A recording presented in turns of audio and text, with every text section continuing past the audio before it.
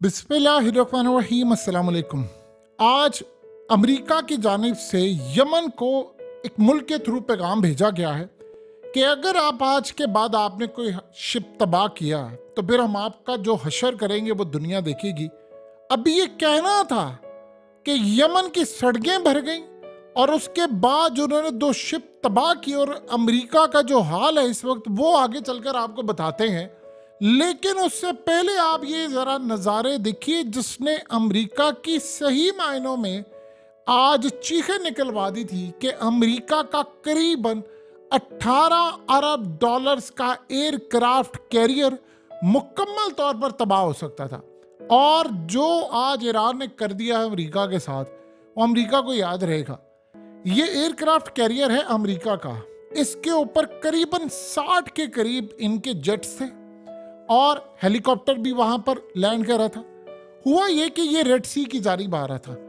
Iran ने हंगामी basis के ऊपर ईरान की नेवी ने अमेरिका की नेवी से राब्ता किया और अपनी स्पीड बोट्स को दौड़ा दिया और अपने ड्रोन्स को दौड़ाया और उसके बाद बिल्कुल निशाना रखा हुआ था एयरक्राफ्ट कैरियर के ऊपर और इनको कहा कि आप यहाँ से लेकर निकले। हमारे ड्रोन्स मिसाइल, ये जो स्पीड बोट्स होती हैं इसके ऊपर मिसाइल लगे होते हैं और वो किसी भी वक्त फायर करते तो आज अमेरिका को 18 अरब डॉलर का जो लॉस होता वो अलग बात है। तीसरी जंग अजीम भी छिड़ जाती, ये भी सबसे बड़ी बात है।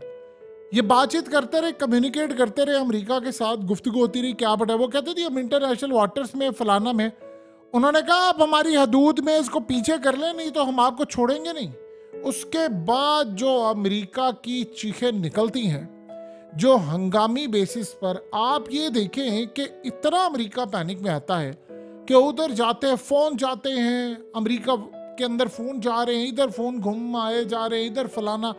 फौरी बेसिस पर करते करते उन्होंने इनको वार्निंग दी। एक वार्निंग होती है, दूसरी होती है, तीसरी होती है, उसके बाद आप उड़ा देते हैं, फिर आप परवाह नहीं करते कि क्या होगा क्या नहीं। उन्होंने इनको वार्निंग दी और बड़ी सख्त वार्निंग दी हॉटलाइन के ऊपर कि अगर आपने यहाँ से अपना रुख ना मोड़ा तो फिर हमारे ड्रोन स्पीड बोट्स ने इनको आकर घेर लिया सारी साइड से और अब अमेरिका घिरा हुआ है, ड्रोन ऊपर है, मिसाइल है और पूरी तरह निशाने पर है। और उसके बाद अमेरिका की टांगे कांप गई और यहाँ से ऑर्डर जारी हुआ कि फौरी तौर पर नेवी यहाँ से मूव करे, नहीं तो एयरक्राफ्ट कैरियर जो था आज 18 अरब डॉलर जो था वो पानी में गर्क हो जाता और उसके साथ अमेरिका की ताकत भी हमेशा हमेशा के लिए गर्क हो जाती। अब जानते इन मनाजर ने अमेरिका की ताकत पर जो असर अंदाज की है चीज़ वो ये है कि अमेरिका के लिए इस वक्त हालात इतने ज़्यादा ख़राब हैं कि कभी जुर्रत नहीं किसी की होती थी कि वो ये काम कर सके। अगर आप एक बात बताइए, अमेरिका इंटरनेशनल वाटर्स में था तो ये ड्रोन जो स्पीड बोट जो ऊपर आकर उसको चारों तरफ से घेर लिया है, ये सारा काम कर लिया है, तो उड़ा दे अमेरिका। अमेरिका के ये जो डिफेंस सिस्टम है इसने ये ड्रोन को ज्यादा दूर नहीं था, उसने डिटेक्ट क्यों नहीं किया। अमेरिका बकौल अमेरिका के कि जो हमारे जो एयरक्राफ्ट कैरियर हैं ये तो 600 किलोमीटर तक की रेंज को डिटेक्ट कर लेते हैं जी, फलाना कर लेते हैं, तो जी पता नहीं कितने 100 किलोमीटरों को डिटेक्ट कर लेते हैं जी, हम तो मिसाइल मार देते हैं कोई हमारी हदूद में फलाना। इंटरनेशनल वाटर्स के ऊपर जासूसी भी अलाउ नहीं होती कि किसी का एयरक्राफ्ट कैरियर जा रहा है। भाई आपका एयरक्राफ्ट कैरियर आपको बॉट्स ने आकर घेर लिया, मिसाइल लगे हुए, वो भाग गए। उन्होंने कहा जी इनको मारो, वो तो नफरत करते हैं इनसे, और अमेरिका भाग गया यहाँ से। अब ईरान ने पैगाम ये दिया है कि ना तो अमेरिका के पास टेक्नोलॉजी है कि वो इनके मिसाइलों को डिटेक्ट कर सके, ना उनके पास टेक्नोलॉजी अब ये है कि वो इनका मुकाबला कर सके। आप सोचिए इन मनाजिर को चाइना के अंदर किस निगाह से देखा गया है जो ईरान को टेक्नोलॉजी प्रोवाइड कर रही है कि जिसमें अमेरिका डिटेक्ट नहीं कर पाता।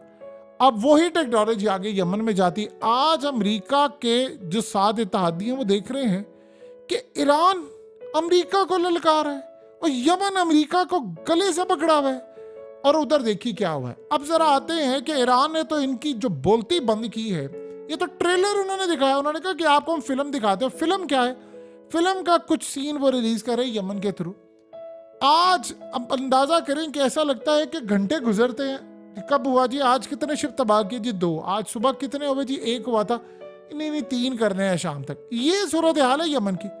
आज आप जानते हैं कि जुमा था और पूरी उम्मत मुस्लिमा जुमे के रोज नमाज पढ़ने जाती। आज यमन के अंदर पूरी आवाम सड़कों पर निकली हुई है और किसके लिए निकली हुई है? गजा के लिए। और वो अपनी जो यमन के हूसी हैं उनको बैक कर रहे हैं और कह रहे हैं उनको, चूंकि आप लोग इस वक्त उम्मत मुस्लिमा को लीड कर रहे हैं, तो वो उनको कह रहे हैं कि आप लोगों ने इंट से इंट बजा दी है इनकी।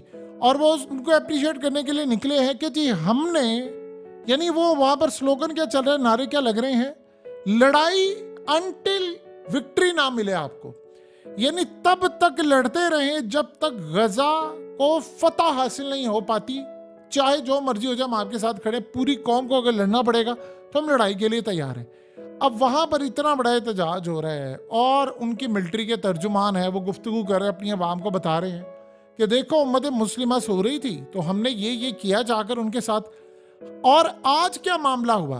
अब ये सारा पूरे का पूरा मजमा कब लगता है? इस मजमे से पहले अमेरिका, आप जानते हैं कि टॉक्स कर रहा है, ईरान के साथ बातचीत जारी है वो खित्ते के अंदर, और ये थर्ड पार्टी और डायरेक्ट और इनडायरेक्ट दोनों के साथ बातचीत जारी। ये जिंदगी में एक बात याद रखिएगा कि कभी भी ऐसा नहीं होता कि दुश्मन भी होते हैं वो भी आपस में, चाहे किसी थर्ड मुल्क के थ्रू या डायरेक्टली, आपस में बातचीत हमेशा जारी रहती। ईरान के साथ अमेरिका की कुछ अरसे से बातचीत जारी थी ओमान और दीगर ममालिक के जरिए, और ईरान ने उनको कहा कि देखिए हम जंग नहीं चाहते, लेकिन अगर आप साथ देंगे इजराइल का इसी तरह और ये जंग आगे बढ़ेगी तो फिर हमारे पास ऑप्शन कोई नहीं बचेगी। ईरान और अमेरिका दोनों ने फैसला किया कि हमने आगे नहीं बढ़ना। लेकिन यमन, ईरान असल में इस सारे मामले पर कल उन्होंने जो बयान दिया, अमेरिका ने कहा कि वो सारी नेवी को लेकर आ रहा है बड़े ममालिक को और हम यहाँ पर डेरे डालने वाले। तो उसने कहा जिस तरह वो बात कही गई थी मिर्जापुर में, तो उसने कहा था कि हम मालिक हैं इस शहर के। इन्होंने कहा है कि हम मालिक हैं, रखवाले हैं इस खत्ते के और हम ही मालिक हैं, तुम यहाँ पर आकर गलती ना करना कि ये यहाँ हमारा राज चलता है, ये अमेरिका नहीं है, या तुम यहाँ पर आओगे लेकर आओगे हम तो तुम्हारी इंट से इंट बजा देंगे। उन्होंने अमेरिका को ओपनली पैगाम दिया और ये बात ईरान की हुकूमत की जानिब से ऑफिशियली की गई और सारी दुनिया ने, मीडिया ने रिपोर्ट की। अमेरिका की टांगे काम की। आज उन्होंने जवाब क्या दिया? फिर ईरान और बाकी ममालिक के थ्रू यमन से बातचीत जारी थी। यमन को अमेरिका ने पैगाम दिया है कि अगर अब ये आज के ये रैली और ये सारी चीज़ों से पहले उन्होंने कहा जी अगर अब दोबारा आपने किसी भी शिपिंग पर, कंपनी पर हमला किया तो फिर हम आपको जो जवाब देंगे वो आपको अंदाज़ा हो जाएगा कि हमारी ताकत कितनी है, हम आपको बताएंगे।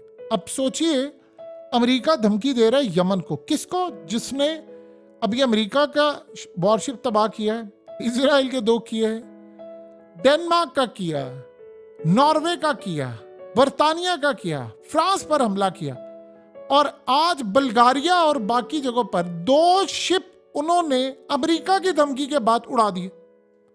आप अंदाजा करें, अमेरिका की धमकी के बाद कल अमेरिका ने उनको धमकी दी है, मीडिया में रिपोर्ट भी हुआ, और आज उन्होंने अमेरिका को जवाब देने के लिए अपनी आवाम को वो सड़कों पर लेकर आए और 2 शिप उड़ा दिए। और साथ उन्होंने क्या कहा? कहते जी हमने 3 दफा वार्निंग दी थी, आपने उधर नहीं जाना। 1, 2, 3, जब 3 से ज्यादा हमारी वार्निंग को सुनता नहीं है तो हम उड़ा देते। उन्होंने ड्रोन और मिसाइल को कब फायर करो, और उन्होंने उड़ा दिए सारे। अब आप बताइए, आप इस खित्ते के अंदर कौन सी ऐसी बड़ी ताकत लाएंगे जो यमन को रोक पाएगी, और कौन सी ऐसी बड़ी ताकत लेकर आएंगे जो अब ईरान को रोक पाएगी? एक बात हमेशा याद रखिएगा, आज के दौर के अंदर जो चाइना का दोस्त है, सही वाला दोस्त, पक्का दोस्त, 2 नंबर दोस्त नहीं कि सिर्फ बातों की हद तक साथ चाइना भी और साथ साथ अमेरिका भी नहीं, चाइना का जो दोस्त है, जो सिर्फ चाइना का दोस्त है, अमेरिका का दोस्त नहीं है, उनकी लॉटरी निकली हुई है। ईरान की लॉटरी निकली थी 2017-18 के बाद। अमेरिका ने अफगानिस्तान से निकलना था, चाइना को यह बात पता थी, आप जानते हैं ट्रंप आ गया था, बातचीत जारी हो रही थी, वो कह रहे थे हमने अफगानिस्तान से निकलना है। तो जब इन्होंने फैसला किया कि ठीक है जी अफगानिस्तान से निकलना, तो प्लान ये था कि वहां पर खाना जंगी होगी, पाकिस्तान आएगी, चाइना भी जाएगी, प्लान तो ये था। ट्रंप तो टिका होता कि नहीं यार निकालना हमने बंदों को। उस वक्त क्या मामला हुआ, इन्होंने, चाइना ने ईरान के साथ मुआहिदा कर लिया। उनको एक बड़ा स्ट्रॉन्ग मुल्क चाहिए था जहां पर वो इन्वेस्टमेंट करते, जो अमेरिका की कॉल पर ना तो झुकता ना लेटता। उन्होंने ईरान पर इन्वेस्टमेंट करना शुरू की। पिछले 5 से 6 साल में उन्होंने ईरान के अंदर इन्वेस्टमेंट की, उनको इतनी टेक्नोलॉजी दी, इतना ताकतवर बना दिया कि एक टाइम था कि इजराइल के तैयारे आते थे, इनको मारकर चले जाते, इनका एटमी प्रोग्राम तबाह कर देते थे, ये कुछ नहीं कर पाते। पिछले काफ़ी अरसे से ईरान के पास टेक्नोलॉजी आ चुकी है कि ऐसी टेक्नोलॉजी जो कि अमेरिका डिटेक्ट नहीं कर पाता। ये बड़ी प्रॉब्लम है कि उसको पता ही नहीं चलता कि जी क्या हुआ है, उनके तैयारे ड्रोन्स। आप देखें, ये तीसरा वाकया है, सिर्फ अगर ईरान की बात करें, यमन को साइड पर करें, तीसरा वाकया है कि ईरान के ड्रोन्स, ईरान की चीजें, उनके मिसाइल और स्पीड बोट्स आ जाते हैं और अमेरिका उनको डिटेक्ट नहीं कर पाता। ये तो आम बोट्स है। आपके ऊपर ड्रोन आ जाए कोई एयरक्राफ्ट कैरियर के ऊपर, जासूसी के लिए आप मारते हैं उसको कि इंटरनेशनल वाटर में आप हमारी जासूसी करने के लिए क्या है, तो वो तो कुछ नहीं कर पा रहे। इसी तरह सूरत हाल ये है कि यमन की बात कर लें तो यमन के मिसाइल आ रहे हैं, ना उनको सिक्योरिटी कोई दे रहा है और ना कुछ हो रहा, वो मिसाइल आकर तबाह कर रहे हो, अमेरिका कुछ कर नहीं पा रहा। ये हाल हो चुका है अमेरिका का। देखिए, अमेरिका की वो पावर ही नहीं रही, उसकी वो ताकत ही नहीं रही, और वो बार बार उनको ये कह रहे हैं कि अमेरिका की जो सारी सूरत हाल इस वक्त पैदा हो रही है इस पूरे के पूरे खित्ते के अंदर, वो बड़ी लर्जा देने वाली है। अब आप ये बात बताइए कि उधर इजराइल के लिए इस वक्त सूरत हाल क्या पैदा हो रही है कि वो इनको कह रहे हैं कि तुम लोग जाकर यमन का मुकाबला करो। अमेरिका ने सूखे सूखे से ही चलो धमकी दे दी। उन्होंने अगले दिन आपके दो कंपनीज के शिप तबाह कर दिए, अवाम को वो सड़कों पर ले आए। उन्होंने कहा जी हमें मौत से कोई नहीं डर लगता, हम तो तैयार हैं। आप सोचिए ज़रा इसके बाद क्या हुआ। इसके बाद ये मामला हुआ है कि उन्होंने एक जवाब दिया, और जवाब आता है इजराइल की जानिब से। इजराइल के से पूछा गया आज, उन्होंने कहा जी हमने तो गजा को फतह कर लिया हुआ है, हमास बता नहीं रही, हमास की शिकस्त हो रही है। उनके पास अब अंडे फ्राई करने का भी टाइम नहीं है, ना मौका है। हमने इतना उनको दबोचा हुआ है। आप जानते हैं कुछ दिन पहले उन्होंने वीडियो जारी की जिसमें वो पका रहे थे खाना, और ये वो यानी अंडे पका कर खा रहे थे। आगे से हमास का क्या जवाब है? उन्होंने कहा बात तो बिल्कुल ठीक ही है, हमारे पास अंडे फ्राई करने का भी टाइम नहीं, इस वक्त हम आपके जो टैंक्स हैं उनको ग्रिल करने में मसरूफ है, इसलिए अंडे पकाने का टाइम नहीं है।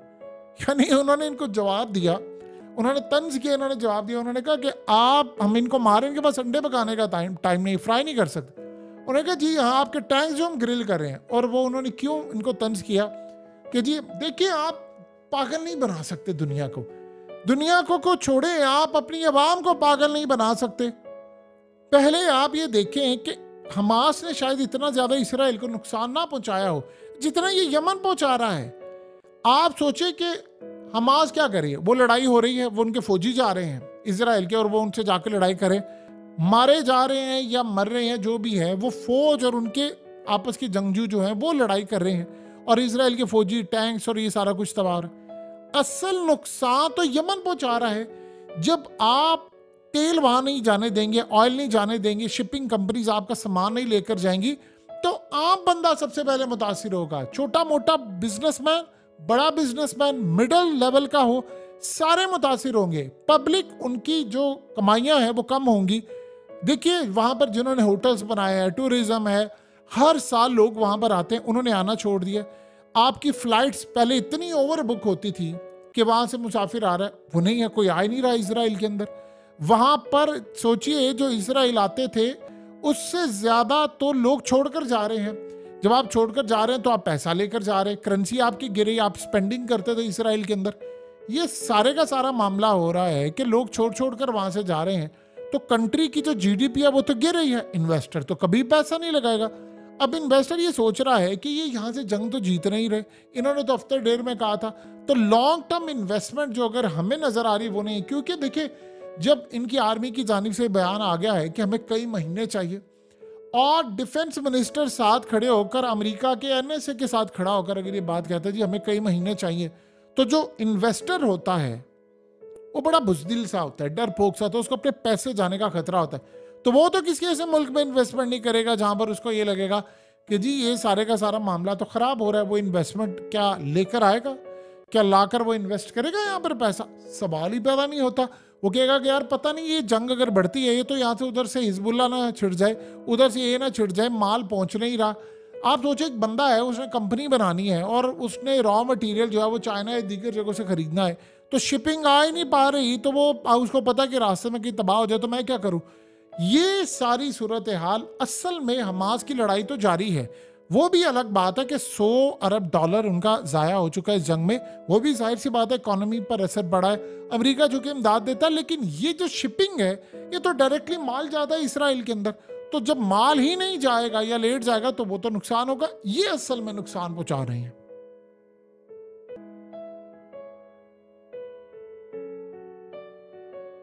हकीकत टीवी को सब्सक्राइब करना मत भूलें, वीडियो को लाइक करें, शेयर करें और कमेंट सेक्शन में अपनी राय का इजहार ज़रूर करें।